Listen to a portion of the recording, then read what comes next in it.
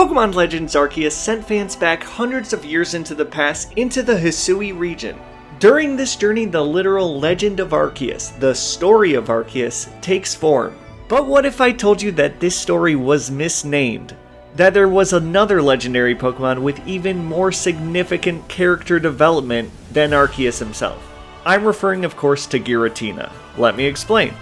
We don't know specifically when Giratina was banished to the Distortion World, but perhaps in the mind of an immortal being like Giratina, it was relatively recent to the events of Legends Arceus. This would make sense given how Giratina functions as a clear villain in this story. He teams up seemingly willingly with Volo in his pursuit of overthrowing Arceus, causing havoc in Hisui, and creating a new world. It's even probable that Giratina would betray Volo if given the chance and rule over all of reality himself. Had they succeeded, of course. This only strengthens the fact that Giratina is a bad dude when we see him hundreds of years in the past in Hisui. Now let's contrast that with his characterization in Platinum version set around modern day. When Cyrus tries to do the exact same thing as Volo, attempting to create a new world in his liking, Giratina reacts in the opposite way as he did in the past. Giratina intervenes when Cyrus had Dialga and Palkia chained.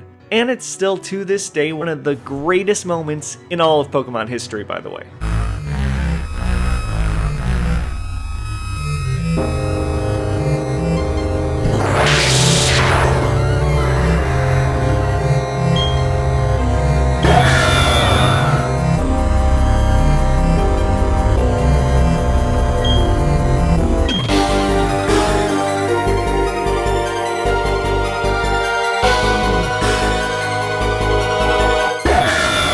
So what changed?